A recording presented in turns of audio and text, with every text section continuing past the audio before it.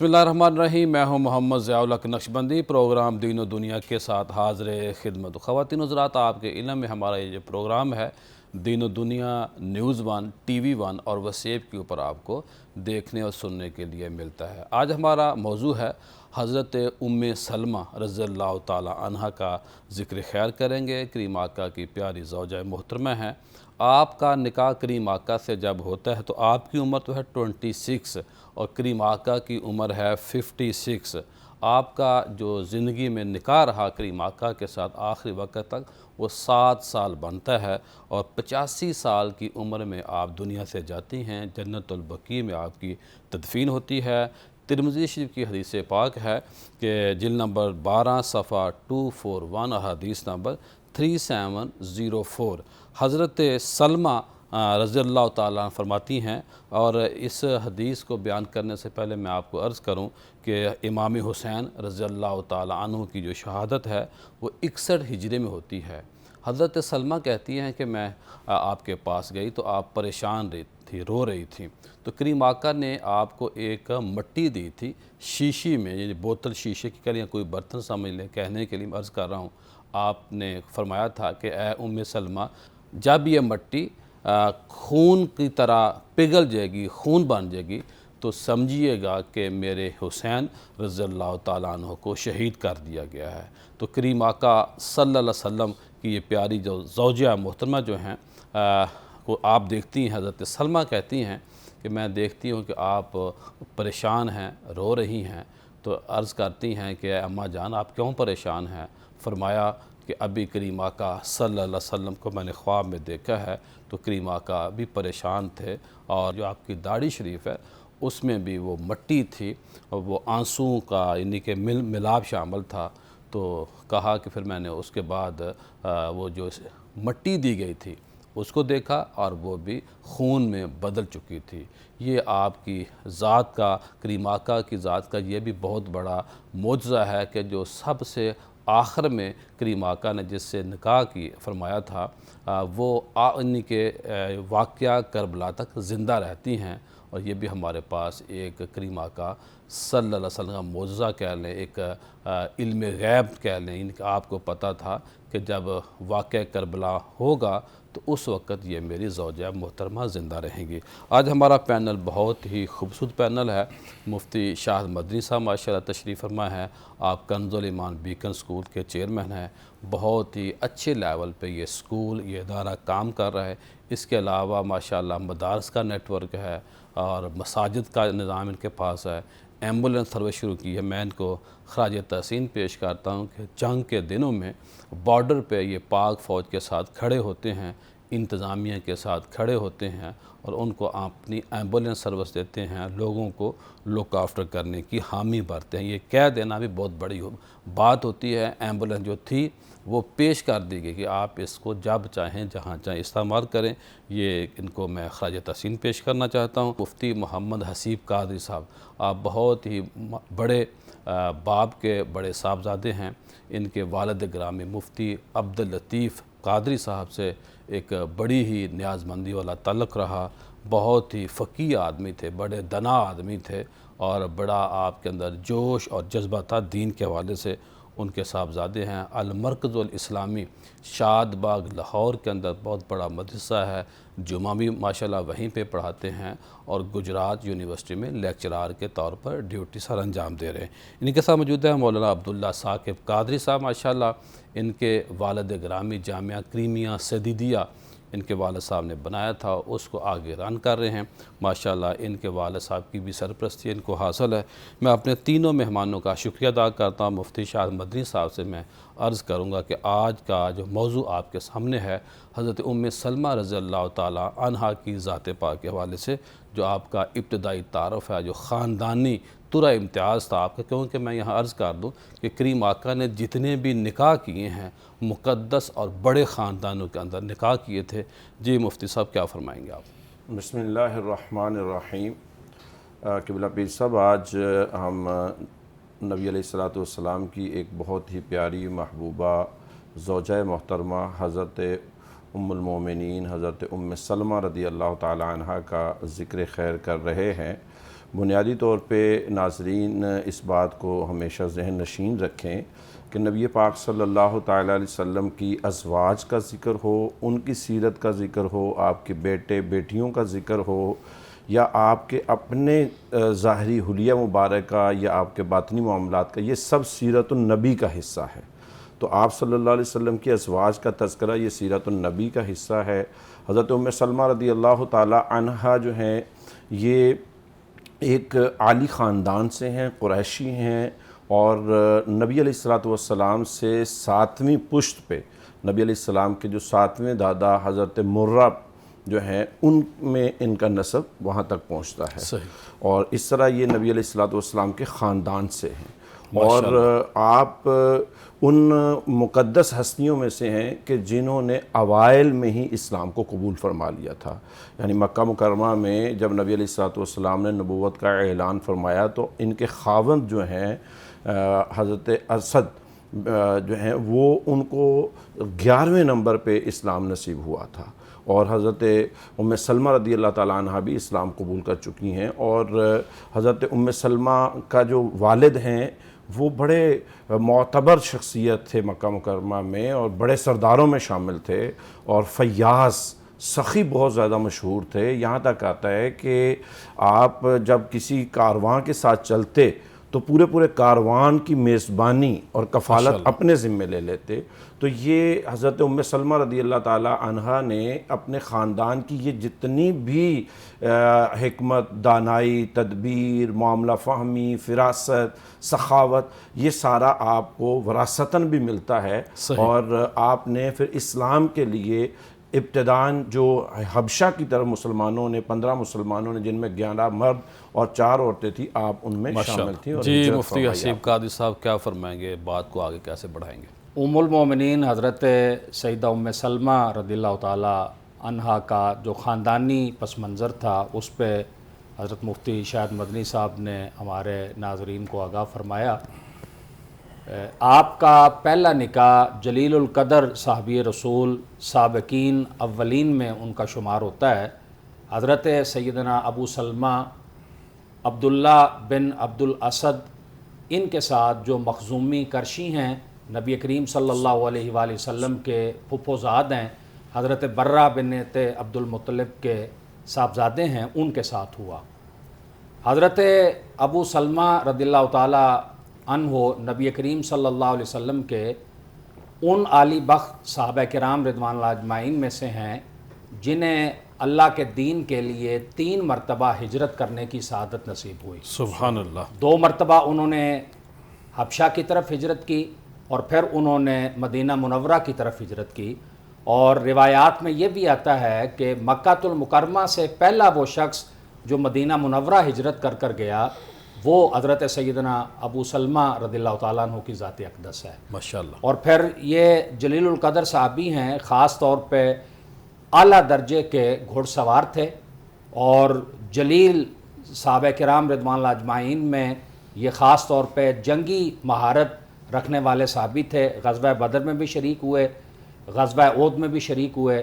نبی کریم صلی اللہ علیہ وآلہ وسلم نے سریہ قطن کا ان کو سربراہ اور علمبردار بنایا، اور رسول کریم صلی اللہ علیہ وآلہ وسلم ان سے بے پناہ محبت فرماتے تھے۔ سبحان اللہ۔ جب غزوہ احد میں ایک کافر کا تیر انہیں لگا جس سے ان کا بازو زخمی ہو گیا، اور پھر کچھ عرصہ یہ بیمار رہے، تو رسول اللہ صلی اللہ علیہ وآلہ وسلم کثرت سے ان کی تیمارداری کے لیے تشریف لے جاتے ہیں۔ اللہ اکبر اللہ۔ یہ نبی کریم صلی اللہ علیہ وسلم کی ان کے ساتھ جو محبت ہے اس کا اظہار ہے کہ اللہ کے پیارے حبیب علیہ السلام ان کے ہاں اکثر تشریف لے جاتے تھے، اور پھر انہیں رسول اللہ صلی اللہ علیہ وآلہ وسلم نے انہیں بھی اور پھر ان کی زوجہ، اور جو بعد میں رسول اللہ صلی اللہ علیہ وسلم کی زوجہ بنی سیدہ ام سلمہ، ان کو نبی کریم صلی اللہ علیہ وسلم نے ایک دعا بھی تعلیم فرمائی کہ جب تمہیں کوئی مصیبت گھیر لے، کوئی پریشانی گھیر لے، تو تم کہا کرو انا للہ و انا الیہ راجعون، اور پھر کہو کہ اللہ مجھے میری اس مصیبت میں اجر عطا فرما اور اس کا مجھے اچھا نعم البدل عطا فرما۔ سبحان، متبادل دے دے۔ تو یہ دعا رسول اللہ صلی اللہ علیہ وسلم نے حضرت جی عبداللہ ثاقب صاحب کیا فرمائیں گے؟ کریم آقا کے ساتھ جو آپ کا نکاح ہوا اس پہ آپ روشنی ڈالیں۔ بسم اللہ الرحمن الرحیم، والصلاة والسلام علی سید المرسلین۔ بہت شکریہ قبلہ پیر صاحب، مجھ سے قبل مفتی شاہد صاحب نے اور قبلہ ڈاکٹر مفتی محمد حسیب قادری صاحب نے بڑے خوبصورت اور جامع انداز میں ام المؤمنین کی عظمت اور خاندانی وجاہت کے حوالہ سے بڑی ذیشان گفتگو فرمائی۔ جہاں تک تعلق ہے آپ کے سوال کا، تو دیکھیے رسول رحمت صلی اللہ تعالیٰ علیہ وسلم نے، میں قبلہ مفتی صاحب کی بات سے ہی روشنی لیتے ہوئے آگے بڑھتا ہوں کہ دعا سکھائی رسول رحمت صلی اللہ تعالیٰ علیہ وسلم نے ہماری ماں جناب ام سلمہ کو، اور جب آپ کے شوہر جو ہیں وہ مرتبہ شہادت پہ فائز ہوئے اور اللہ کے حضور پیش ہو گئے، اس کے بعد حضرت ام سلمہ رضی اللہ تعالیٰ عنہا اس دعا کو پڑھتیں جو انہیں سکھائی گئی تھی رسول اکرم صلی اللہ تعالیٰ علیہ وسلم کی طرف سے، اور پھر ان کے ذہن میں یہ سوال بھی آتا کہ اب ابو سلمہ سے بہتر کون مجھے متبادل مل سکتا ہے، اور پھر وہ وقت آیا کہ روایات کے اختلاف کے ساتھ کہ حضرت صدیق اکبر رضی اللہ تعالیٰ نے پہلے پیغام بھیجا لیکن آپ نے قبول نہیں فرمایا، معذرت کی، پھر جناب سیدنا عمر ابن خطاب رضی اللہ تعالیٰ نے گزارش کی، وہ بھی آپ نے قبول نہ فرمائی، اور پھر رسول اکرم صلی اللہ تعالیٰ علیہ وسلم کا پیغام ایک روایت کے مطابق جناب عمر ابن خطاب رضی اللہ تعالیٰ نے، ایک روایت کے مطابق خود سرکار صلی اللہ تعالیٰ علیہ وسلم نے کرم نوازی فرمائی اور آپ تشریف فرما ہوئے، اور آپ نے پیغام نکاح دیا جناب ام سلمہ کو۔ انہوں نے کہا کہ مجھے آپ کی طرف بہت رغبت ہے لیکن میری کچھ مجبوریاں ہیں جو میں آپ کے سامنے رکھتی ہوں۔ حضرت ام سلمہ نے عرض کی کہ اے اللہ کے نبی صلی اللہ تعالیٰ علیہ وسلم، میں بڑی غیرت والی عورت ہوں اور مجھے یہ ڈر ہے کہ کہیں میں کوئی ایسی بات نہ کر بیٹھوں جس کی وجہ سے میں اللہ کی پکڑ میں آ جاؤں۔ تو پہلی تو یہ میرے ذہن میں رکاوٹ ہے جس کی وجہ سے میں آپ کے حرم میں آتے ہوئے ذرا تھوڑا سا جھجک محسوس کر رہی ہوں۔ دوسری چیز، میں بوڑھی عورت ہوں، اور تیسری میں اولاد والی ہوں۔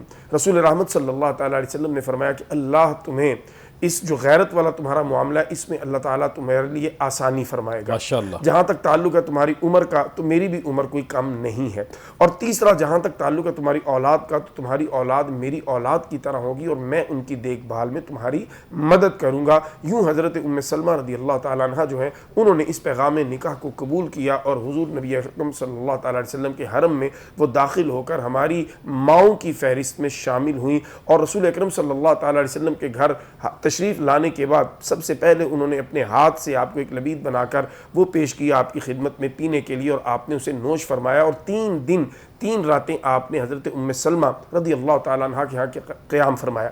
اس کے بعد جب آپ ان کے گھر سے رخصت ہونے لگے تو آپ نے انہیں فرمایا کہ میں آپ کے پاس ہفتہ بھی رکنے کو تیار ہوں، لیکن پھر انصاف کا تقاضا یہ ہوگا کہ میں باقی اپنی ازواج کے پاس بھی ہفتہ ہفتہ رکوں، تو اگر میں آج جاتا ہوں 3 دن رکنے کے بعد تو پھر جلدی دوبارہ میں آپ کی طرف واپس لوٹ آؤں گا۔ تو حضرت ام سلمہ رضی اللہ تعالیٰ عنہ نے پھر اجازت خوشی خوشی دی، اور رسول اکرم صلی اللہ علیہ وسلم پھر وہاں سے پروگرام کا سلسلہ جاری ہے، ملتے ہیں مختصر بریک کے بعد۔ خواتین و حضرات، آج ہم بات کر رہے ہیں حضرت ام سلمہ رضی اللہ تعالیٰ عنہ کی۔ آپ ام المومنین ہیں، ہماری ماں ہیں، اور کائنات کے اندر یہ مقدس وہ ہستیاں ہیں، وہ عورتیں ہیں جن کو کریم آقا کے نکاح میں آنے کا شرف حاصل ہوا۔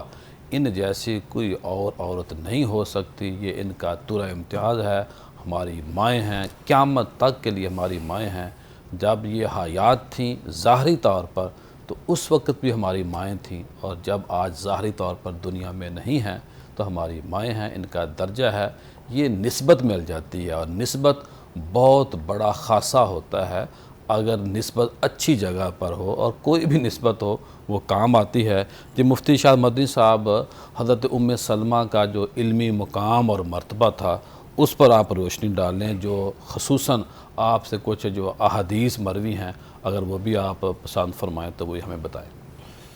جی بھی صاحب، حضرت ام سلمہ رضی اللہ تعالی عنہا نے نبی علیہ الصلوۃ والسلام کی ظاہری زندگی مبارکہ میں 7 سال آپ کی صحبت میں گزارے ہیں، جس کا مطلب ہے کہ آپ نے نبی علیہ الصلوۃ والسلام سے کثیر علم حاصل کیا ہے، اور آپ صلی اللہ تعالی علیہ وسلم کی نظر میں حضرت ام سلمہ رضی اللہ تعالیٰ عنہ کا ایک بڑا مقام تھا۔ آپ دانائی اور فراست میں، دور اندیشی میں، آپ اپنی مثال آپ تھیں، اور آپ نے نبی علیہ الصلوۃ والسلام سے ایسے علم سیکھا کہ آپ کو مفتیہ صحابیہ کا درجہ حاصل تھا، کہ بہت سارے کبار صحابہ جو تھے وہ آپ سے علم سیکھا کرتے تھے. آپ کی مرویات جو ہیں، آپ سے جو روایت احادیث ہیں، وہ بخاری کے اندر بھی موجود ہیں، مسلم کے اندر بھی موجود ہیں، اور دیگر کتب حدیث کے اندر بھی موجود ہیں. آپ نے ہمیشہ جو ہے وہ امت کے لیے وہ تمام پہلوؤں کو سامنے رکھا ہے جس کی امت کو علمی اعتبار سے ضرورت تھی. آپ نبی علیہ السلام کی محبت کو دیکھیں تو آپ کے پاس منہ مبارک ہیں، اور آج پوری امت میں جو منہ مبارک کے تبرکات ہونے کی سند ہے وہ حضرت ام سلمہ کے پاس سے ملتی ہے. سبحان اللہ. حضرت ام سلمہ رضی اللہ تعالیٰ عنہ کے پاس منہ مبارک تھے، نبی علیہ السلام کی زلف مبارک کے بال، اور نبی علیہ السلام کے وصال کے بعد بھی مدینے میں جب کسی کو نظر لگ جاتی یا بیمار ہو جاتا تو وہ حضرت ام سلمہ کے پاس آتے. سبحان اور حضرت اللہ. ام سلمہ اس بال مبارک جس برتن میں رکھا ہوا تھا اس کو آپ پانی میں رکھتی اور برکت کے لیے وہ پانی دے دیا کرتی مریض کو، اور شفا حاصل ہوتی. سبحان اللہ. مجھے یاد ہے آج سے کچھ 10 سال پہلے میں مدینہ شریف میں تھا، تو وہاں ایک چھوٹی سی بات پہ میرا جو ہے وہ علمی مکالمہ ہوا وہاں کے ایک عالم سے. تو میں نے جب اس حدیث کو پیش کیا تو انہوں نے پھر مجھے کہا کہ آپ مفتی صاحب ہیں، تو مفتی اور عام عوام کا ذرا فرق ہوتا ہے. تو میں سمجھتا ہوں کہ حضرت ام سلمہ رضی اللہ تعالیٰ عنہ نے جس سند کو پیش کیا تھا علمی اعتبار سے، وہ ان کا ایک خاصہ اور برکت. آپ فرماتی ہیں میں نے نبی علیہ السلام کے سینہ مبارکہ میں ایک دفعہ ہاتھ رکھا، اور جب سرکار کے سینہ مبارکہ پہ ہاتھ رکھا تو پورا ہفتہ میں نے اس کو کئی بار دھویا لیکن مصطفیٰ کریم کی خوشبو اس ہاتھ سے نہ نکلی. سبحان اللہ. حضرت ام سلمہ رضی اللہ تعالیٰ عنہ فقیہہ ایسی ہیں کہ آپ کے پاس متعدد لوگ سوالات لے کے آتے، یہاں تک کہ ایک صاحب نے تو یہ سوال کیا کہ ام سلمہ رضی اللہ تعالیٰ عنہ، میں بعض اوقات اپنے دل میں ایسے خیال محسوس کرتا ہوں کہ اگر میں ان کو زبان پہ لے آؤں تو میرے نامہ اعمال میں نیکیاں ختم ہو جائیں، اور اگر میں اس کا کسی کو پتہ چلے تو میں قتل کر دیا جاؤں. یعنی وہ کفریہ کلمات، کفریہ وسوسات آتا ہے مجھے. تو آپ نے فرمایا کہ میں نے ایک دفعہ ایسے ہی نبی علیہ السلام کی بارگاہ سے یہ سیکھا کہ آپ صلی اللہ علیہ وسلم سے پوچھا گیا ایسا، تو آپ صلی اللہ علیہ وسلم نے فرمایا کہ مومن ہی کے دل میں تو شیطان وسوسے ڈالتا ہے، جو پہلے گمراہ ہو اس کو کیا پہلے گمراہ ہی کافر ہے اس کے دل میں جی نہیں حسیب آئے گا. لہٰذا ان وسوسوں آپ پر ہمیں بتائیے کہ کوئی آپ اعتراض کی نہیں جو ہے. جرأت اور بہادری کے کوئی واقعات ہم سے شیئر کریں. ام المومنین حضرت سیدہ ام سلمہ رضی اللہ تعالیٰ عنہ، آپ نبی کریم صلی اللہ علیہ وآلہ وسلم کی ازواج مطہرات میں بہت اعلیٰ رتبہ مقام کی حاملہ تھی. جی. جیسے مفتی صاحب نے فرمایا کہ فقیہہ، دانا، اور خاص طور پہ رسول کریم صلی اللہ علیہ وآلہ وسلم کے لیے امت کے معاملات میں آسانیاں پیدا کرنا، اور پھر مختلف مواقع پہ جرأت اور بہادری کا اظہار کرنا. علم میں، دانائی میں تو تمام ازواج مطہرات سے حضرت سیدہ عائشہ رضی اللہ تعالیٰ عنہ کو فضیلت حاصل ہے. ماشاءاللہ. ان کے بعد جو دوسرا درجہ ہے وہ حضرت سیدہ ام سلمہ کا ہے. اچھا، ماشاءاللہ. جی. اور پھر جب ہم نبی کریم صلی اللہ علیہ وسلم کے ساتھ ان کے تعلق کو دیکھتے ہیں، اور خاص طور پہ جیسے آپ نے فرمایا ان کی جرأت اور بہادری کو، تو وہ امہات المومنین جنہوں نے باقاعدہ پریکٹیکلی جہاد میں حصہ لیا، حضرت سیدہ ام سلمہ رضی اللہ تعالیٰ کا شمار ان عالی بخت خواتین میں. سبحان اللہ. سبحان. یعنی غزوہ خیبر میں حضرت سیدہ رضی اللہ تعالیٰ عنہ بنفس نفیس شریک ہوئیں، اور جنگ کے مناظر کے اتنے قریب تھیں کہ آپ فرماتی ہیں کہ جب حضرت سیدنا علی المرتضیٰ رضی اللہ تعالیٰ عنہ شیر خدا کی تلوار مرحب کے دانتوں پر پڑی اور اس کے دانت ٹوٹے تو میں نے اپنے کانوں سے اس آواز کو جو ہے وہ سنا. اللہ. اب آپ بالکل قریب تھی. ہاں، آپ اندازہ لگائیں کہ کس قدر میدان جنگ میں وہ جرأت و بہادری کا پیکر بن کر اور اللہ کے رسول صلی اللہ علیہ وسلم کے ساتھ کلمات اللہ کے احیاء کے لیے اور دین کے غلبے کے لیے اور جہاد کی عملی فضیلت حاصل کرنے کے لیے سیدہ میدان جنگ میں جو ہے وہ کتنی قریب ہے. اور پھر بہت خاص مواقع پہ سیدہ رضی اللہ تعالیٰ عنہ کا یہ بھی کردار ہے کہ نبی کریم صلی اللہ علیہ وسلم کے لیے بہت آسانی پیدا فرمائی. جب ہم کتب سیرت کو پڑھتے ہیں اور کتب حدیث کو پڑھتے ہیں تو صلح نامہ حدیبیہ کے موقع پر جب صلح نامہ طے ہو گیا تو اب شرائط ایسی تھیں جو بظاہر کفار کے حق میں لگتی تھیں. صحابہ کرام رضوان اللہ اجمعین میں اس حوالے سے ایک تجسس تھا، ایک پریشانی تھی، ایک فکر تھی، حتیٰ کہ حضرت عمر رضی اللہ تعالیٰ عنہ جیسی شخصیت بھی اس حوالے سے جو ہے وہ فکر کا شکار تھی۔ اب نبی کریم صلی اللہ علیہ وسلم کو سیدہ نے دیکھا کہ حضور صلی اللہ علیہ وسلم غمگین ہیں اور کوئی فکر حضور کو لاحق ہے۔ عرض کی جان عالم آپ کیوں پریشان ہیں؟ تو نبی کریم صلی اللہ علیہ وسلم نے فرمایا کہ ام سلمہ لوگوں کو دیکھ کر یہ محسوس ہوتا ہے کہ وہ اس صورتحال کو قبول کرنے کے لیے تیار نہیں، اور اب ہم چونکہ حرم نہیں جا سکتے، ہمیں حرم سے روک دیا گیا ہے، ہم نے حل کرنا ہے، تو اب لوگ اس کے لیے تیار نہیں۔ تو سیدہ نے نبی کریم صلی اللہ علیہ وسلم کی خدمت میں عرض کی کہ اے اللہ کے رسول صلی اللہ علیہ وسلم آپ بالکل فکر نہ کریں، حضور صلی اللہ علیہ وسلم باہر تشریف لے جائیں، اپنے قربانی کے جانور کو ذبح فرمائیں، اور قربانی کے جانور کو ذبح کرنے کے بعد حضور علیہ السلام خود ہلاک فرما دیں، کہنے کی ضرورت ہی نہیں پڑے گی۔ سارے صحابہ کرام رضوان اللہ اجمعین نبی کریم صلی اللہ علیہ وسلم کے مبارک عمل کو دیکھ کر جو ہے وہ اپنی قربانیاں بھی ذبح کر دیں گے اور اپنے ہلاک بھی کروا لیں گے، اور بالکل ہی ایسا ہوا۔ نبی کریم صلی اللہ علیہ وآلہ وسلم باہر تشریف لے گئے، حضور علیہ السلام نے قربانی کا جانور ذبح کیا اور نبی کریم علیہ السلام نے حل کیا، اور جیسے ہی صحابہ کرام نے یہ دیکھا تو وہ سارے کے سارے رسول اللہ صلی اللہ علیہ وسلم کے عمل کی اتباع میں فوراً اس عمل کو کرنے کے لیے جو ہے وہ تیار ہو گئے۔ جی عبداللہ صاحب کیا فرمائیں گے؟ آپ کا جو علم تھا، فہم تھا، ادراک تھا، جو فہم و فراست تھی، جو ایک عقل مندی کا، ایک دنا ہونے کا جو لیول تھا، اس پہ آپ روشنی ڈالیں۔ جیسا کہ علامہ مفتی اسیف صاحب نے ابھی یہ واقعہ بیان کیا کہ رسول رحمت صلی اللہ تعالیٰ علیہ وسلم صلح حدیبیہ کے موقع پر جب صحابہ کبار علیہم الرضوان عمرہ شریف کی ادائیگی کے لیے گھر سے تیاری کر کے ایک جذبہ اور تڑپ لے کے نکلے، جیسے ابھی ایام حج قریب ہیں، تو جب انسان گھر سے نکلتا ہے اللہ کی عبادت کے لیے عمرہ شریف یا حج کی ادائیگی کی نیت سے احرام باندھ کر، تو اس کی جو حالت اور کیفیت ہوتی ہے وہ شاید الفاظ میں بیان کرنا اتنا آسان نہ ہو۔ ایک اللہ رب العزت کے ساتھ تعلق جو ہے وہ مضبوطی کی بلندیوں پہ ہوتا ہے، اور انسان جو ہے وہ اپنے عشق کی اس وقت حقیقی معراج پہ ہوتا ہے جب وہ اپنے اللہ کے لیے اپنے سلے ہوئے کپڑے اپنے بدن سے جدا کر کے ان سلی چادروں میں اپنے آپ کو لپیٹ کے اپنے رب کے گھر کی طرف روانہ ہے، اور اس کے زبان پہ اور اس کے جسم کے ایک ایک اعضاء پہ اس وقت محبت الہیہ کا غلبہ نظر آ رہا ہوتا ہے۔ صحابہ کبار علیہم الرضوان بھی اسی کیفیت میں تھے اور اسی دیوانگی میں کہ رسول رحمت صلی اللہ تعالیٰ علیہ وسلم کی قیادت میں ہم اللہ کے گھر کی زیارت کریں گے، طواف کریں گے، سعی کریں گے اور عمرہ شریف کی ادائیگی کریں گے۔ جب اس مقام پہ پہنچے، رسول رحمت صلی اللہ تعالیٰ علیہ وسلم نے جب اس صلح کا معاملہ فرما لیا اور اس میں بظاہر وہ جو شرائط تھیں وہ ساری آپ نے انہی کی تسلیم کر لی، جس سے یہ صحابہ کرام علیہم الرضوان کو محسوس ہوا کہ شاید ہم نے یہ صلح جو کی ہے اس میں ہمارا کوئی نقصان ہے یا ہمارا کوئی اتنا خاص فائدہ نہیں ہے، لیکن رسول رحمت صلی اللہ تعالیٰ علیہ وسلم کی نگاہ نبوت نے جو دیکھا تھا وہ یقیناً اصحاب کبار علیہم الرضوان کی نگاہوں سے اس وقت وہ اوجل رہا۔ رسول رحمت صلی اللہ تعالیٰ علیہ وسلم کا وہ واقعہ بیان ہو چکا کہ حضرت ام سلمہ رضی اللہ تعالیٰ عنہ نے عرض کی آقا کریم کی بارگاہ میں کہ آپ صلی اللہ علیہ وسلم خود یہ سارے معاملات فرمائیں، صحابہ کبار کو کہنے کی ضرورت نہیں پڑے گی، وہ خود بخود اس طرف آ جائیں گے۔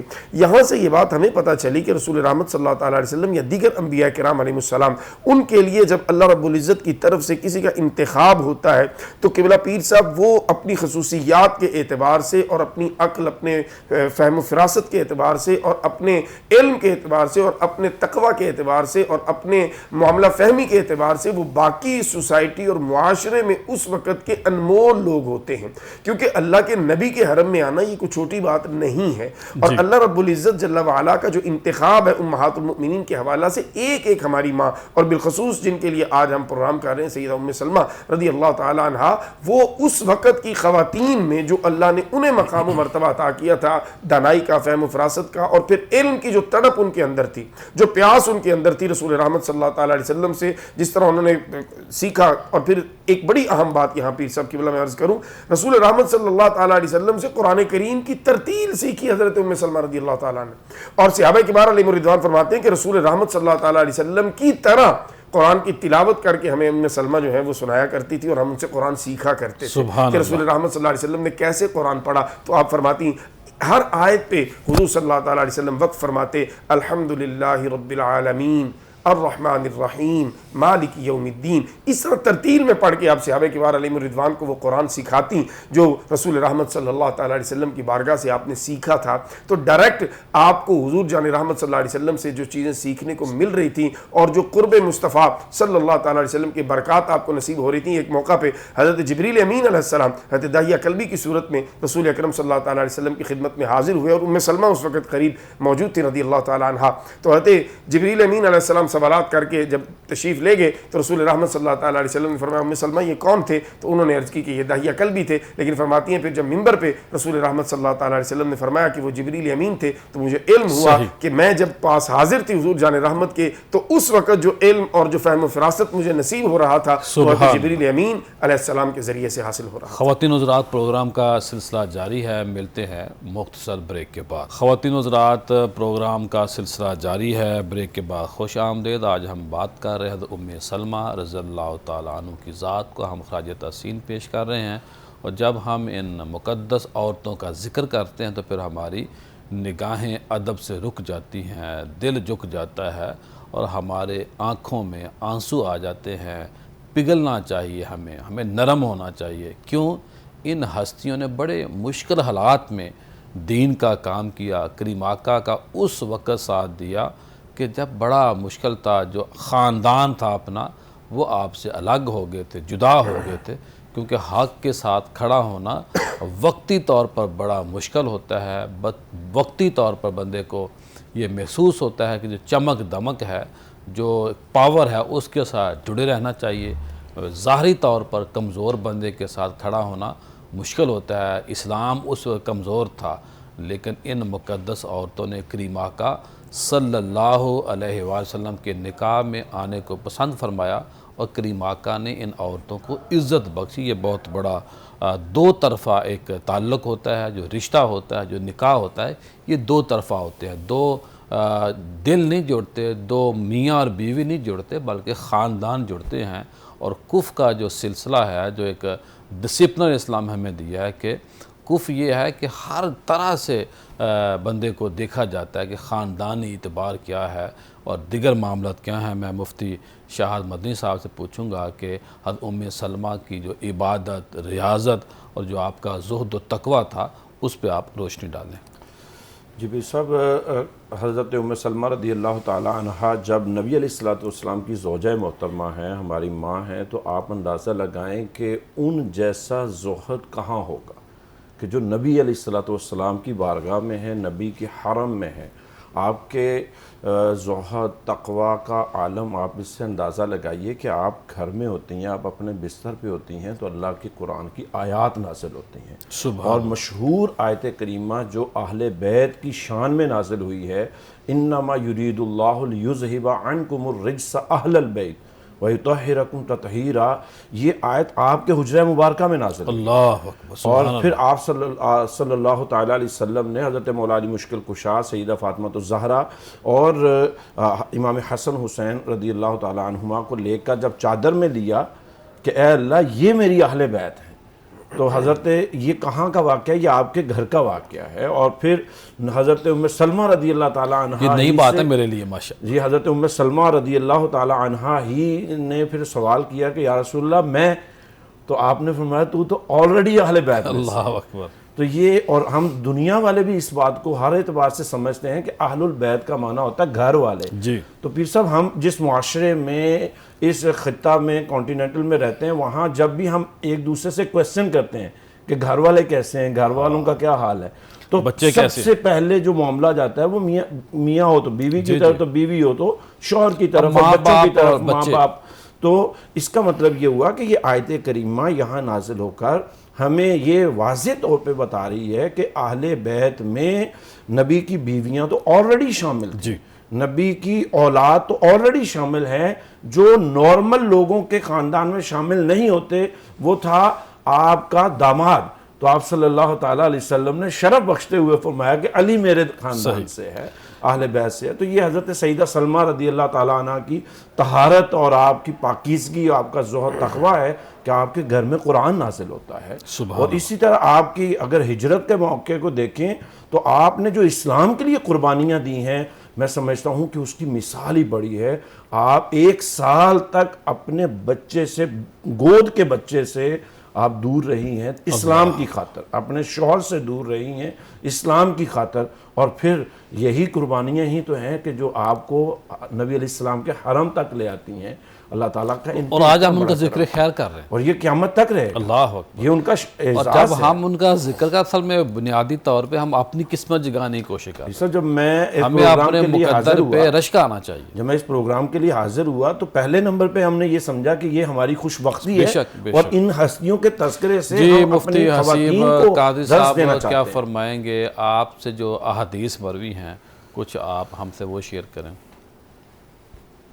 نبی کریم صلی اللہ علیہ وآلہ وسلم کی ازواج مطہرات میں ام المومنین سیدہ عائشہ رضی اللہ تعالی عنہا کے بعد کثرت سے جو رسول کریم صلی اللہ علیہ وسلم کی احادیث کو بیان کرنے والی ہیں وہ حضرت سیدہ ام سلمہ رضی اللہ تعالی عنہا ہیں, اور خاص طور پر سیدہ ام سلمہ رضی اللہ تعالی عنہا سے بے شمار احادیث ایسی مروی ہیں کہ جن کا تعلق ہمارے خانگی معاملات کے ساتھ ہے, عائلی زندگی کے ساتھ ہے, اور وہ ایسے مسائل ہیں کہ جو خواتین عام طور پہ لوگوں سے پوچھ نہیں سکتی, کسی سے اس کا اوپنلی جس طرح مرد سوال کر سکتا ہے اس طرح سوال نہیں کیا جا سکتا. اللہ پر حیا والا معاملہ رکھا ہوا. ایسے سوالات بھی سیدہ نے رسول اللہ صلی اللہ علیہ وسلم سے پوچھے, اور دیگر صحابیات نے سیدہ کی موجودگی میں پوچھے, اور سیدہ نے پھر آگے تعلیم امت کے لیے قیامت تک کے لیے اس کو جو ہے وہ بیان کیا. جیسے بخاری مسلم کی روایت ہے کہ سیدہ ام سلیم رضی اللہ تعالیٰ عنہ, یہ بھی جلیل القدر صحابیہ ہیں, حضرت سیدنا انس رضی اللہ تعالیٰ عنہ کی والدہ ہیں, اور حضرت ابو طلحہ انصاری کی یہ زوجہ ہیں. نبی کریم صلی اللہ علیہ وسلم کی خدمت میں حاضر ہوئیں تو عرض کی اللہ کے رسول صلی اللہ علیہ وسلم, اگر خواب میں یعنی نیند میں عورت پانی کو دیکھے تو کیا اس پر بھی غسل واجب ہوتا ہے کہ جس طرح مرد کو احتلام ہوتا ہے تو اس پہ غسل واجب ہو جاتا ہے, کیا عورت پر بھی اس طرح غسل واجب ہوتا ہے؟ تو نبی کریم صلی اللہ علیہ وسلم نے فرمایا کہ ہاں اس پر بھی غسل واجب ہے. کتنی اچھی بات ہے. اچھا, اب یہ ایک کتنا شرعی اہم مسئلہ ہے پاکیزگی اور طہارت کے حوالے سے. ہمارے عموم میں دوسری بات مشہور زیادہ ہے, ہاں, جسے سیدہ ام سلیم رضی اللہ تعالیٰ عنہ نے پوچھا, اور ام المومنین نے قیامت تک آنے والی خواتین کی رہنمائی کے لیے اس کو بیان کیا, اور یہ ایک شرعی مسئلہ امت کو جو ہے وہ معلوم ہو گیا. تو نبی کریم صلی اللہ علیہ وسلم نے فرمایا کہ ہاں اس پر بھی غسل واجب ہے, اور یہ پانی کا یا مادہ منویہ کا نکلنا مرد کے جسم سے بھی ہے اور عورت کے جسم سے بھی ہے. اسی وجہ سے تو بچوں کی مشابہت کبھی مرد کے ساتھ ہوتی ہے اور کبھی عورت کے ساتھ ہوتی ہے. جس کا پانی عورت کے ریم میں غالب ہو جاتا ہے بچہ اس کے جو ہے وہ مشابہ ہو جاتا ہے. صحیح. تو کتنے شرعی احکام یہ اس ایک حدیث میں آ گئے. اسی طرح سیدہ فرماتی ہیں کہ نبی کریم صلی اللہ علیہ وآلہ وسلم سے میں نے یہ ایک عورت کے لیے پوچھا کہ ایک خاتون اس کو مسلسل بلیڈنگ جاری رہتی ہے, تو اب وہ کیا کرے نماز کے حوالے سے, روزے کے حوالے سے. تو جب میں نے پوچھا تو نبی کریم صلی اللہ علیہ وسلم نے فرمایا کہ اس کے وہ مشہور ایام جو مخصوص ایام ہیں حیض کے, اس میں تو وہ نماز روزہ چھوڑے گی, اس کے بعد باقی دنوں میں وہ طہارت کر کے اپنی نماز روزہ اور عبادت کو جو ہے وہ جاری رکھے گی.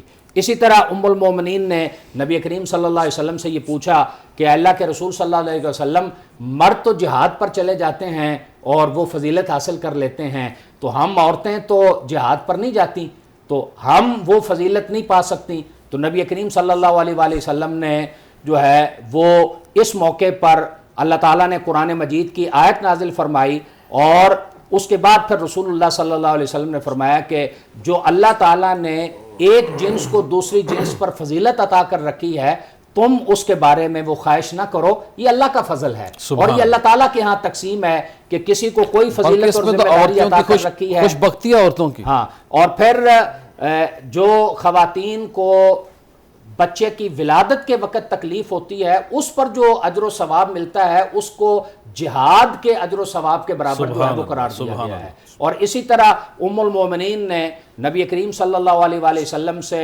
جو احادیث روایت کی ہیں, ایک بہت عام حدیث جس کو آج ہمیں اپنی عملی زندگی کا حصہ بنانا چاہیے. آپ فرماتی ہیں کہ رسول کریم صلی اللہ علیہ وآلہ وسلم نے فرمایا کہ کثرت سے نماز پڑھنا اور اس کے بعد جو بھی عمل کرنا اگرچہ وہ تھوڑا ہو اس پہ ہمیشگی اختیار کرنا، مستقل مزاجی یعنی مستقل مزاجی کرتے رہیں، عبادت میں اس کو مثلا آپ 2 رکعت نفل پڑھتے ہیں تو 2 تو پڑھتے آپ رہیں ڈیلی بس 2 رکعت جو ہے وہ پڑھتے جو ہے وہ رہیں. یہ کتنا خوبصورت پیغام ہے کہ آپ نمازی بن جائیں اور جو بھی عبادت کریں اس پہ ہمیشگی جو ہے وہ اختیار جو ہے وہ کریں. اور اسی طرح 20 دین کے احکام اور مسائل وہ سیدہ ام سلمہ رضی اللہ تعالیٰ عنہ کی توسط سے امت تک آگے پہنچے. جی عبداللہ ثاقب صاحب کیا فرمائیں گے آخر میں؟ جی بالکل، جس طرح کہ علامہ مفتی صاحب نے بہت تفصیل کے ساتھ مرویات بیان کی حضرت ام سلمہ رضی اللہ تعالیٰ عنہ کی ذات سے، اسی طرح آپ کی جو مزاج میں امر بالمعروف اور نہی عن المنکر کا پہلو ہے وہ بڑا ہمیں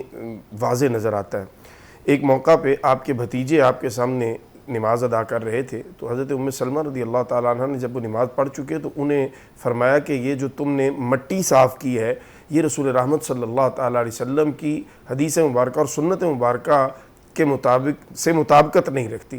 آپ کے غلام ایک دن پڑھ رہے تھے تو انہوں نے اسی طرح مٹی صاف کی تو رسول رحمت صلی اللہ تعالیٰ علیہ وسلم نے انہیں فرمایا کہ اس مٹی کو اپنے چہرے پہ ملو، یعنی لگی رہنے دو، اس کو ہٹاؤ مت، لہٰذا آئندہ تکبر نہ کرے. جی آئندہ تم ایسا مت کرنا. یہ بڑی بات ہے کہ فوراً آپ رسول رحمت صلی اللہ تعالیٰ علیہ وسلم کی سنت کی طرف متوجہ کریں اور پھر وہ بھی اپنے گھر میں، اپنے خاندان میں، اپنے بچوں میں. اسی طرح ساری زندگی آپ نے علم کا جو چراغ تھا اسے روشن رکھا اور رسول رحمت صلی اللہ تعالیٰ علیہ وسلم سے جو احادیث کا نور ملا، جو قرآن کا نور ملا، اسے امت میں بانٹا اور پھر 84 یا 85 برس کی عمر شریفہ پا کر آپ اپنے رب کے حضور حاضر ہو گئی. تو 59 کسی نے لکھا، کسی نے 62، کسی نے 63، لیکن جو زیادہ صحیح معلوم ہوتا ہے وہ 62 یا 63 ہوتا ہے کیونکہ وہ جو حدیث مبارکہ ہے کہ رسول رحمت صلی اللہ تعالیٰ علیہ وسلم تشریف لائے خواب میں اور آپ کی داڑھی شریفہ میں مٹی تھی اور آپ نے فرمایا کہ میں ابھی کربلا سے آیا ہوں، تو وہ 61 ہجری کا واقعہ ہے. تو یقیناً اس کے بعد ہی آپ کا وصال مبارکہ ہے. تو 62 یا 63 میں آپ کا وصال ہوا اور جلیل القدر صحابی حضور صلی اللہ تعالیٰ علیہ وسلم کے بڑے محبوب اور پیارے صحابی جناب سیدنا حضرت ابو ہریرہ رضی اللہ تعالیٰ عنہ جو ہے انہوں نے نماز جنازہ کی امامت فرمائی اور بقیع شریف میں ہماری ماں کو اللہ رب العزت کی بارگاہ میں سپرد خاک کر کے پیش کر دیا. بہت شکریہ، بڑی مہربانی. جی میں اب گزارش کروں گا شہزادہ حسنین صاحب سے کہ وہ ہمیں نعت رسول مقبول صلی اللہ علیہ وآلہ وسلم سنائیں. یا محمد یا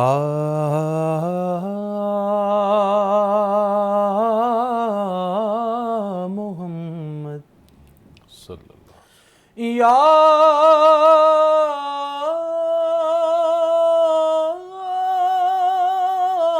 محمد یا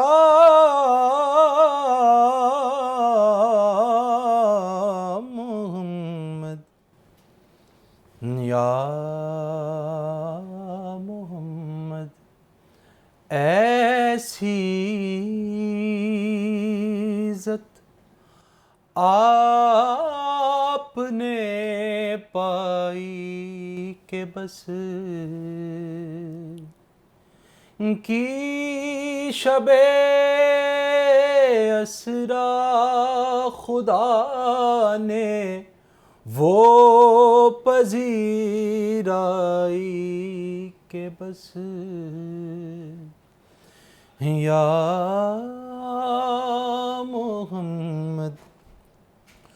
اور ایک پل میں مصطفیٰ کو اپنے در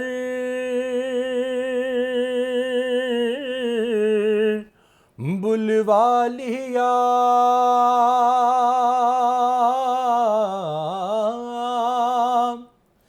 ایک پل میں مصطفیٰ کو اپنے در بلوا لیا ارے اپنے بندے کی خدا کو ایسی یاد آئی کہ بس یا محمد. اور میں نے جلتی دھوپ میں جب چھیڑ دی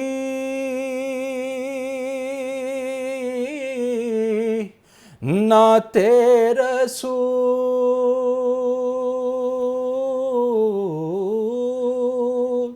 میں نے جلتی دھوپ میں جب چھیڑ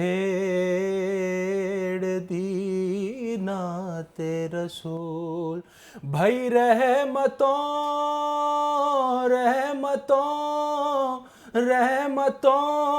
برکتوں کی ہر طرف سے ایسی گھٹا چھائی کہ سبحان اللہ، سبحان اللہ۔ یا محمد، اور مصرع دیکھیے گا کہ دیکھ اب بھی وقت ہے دامن نبی کا تھام لے،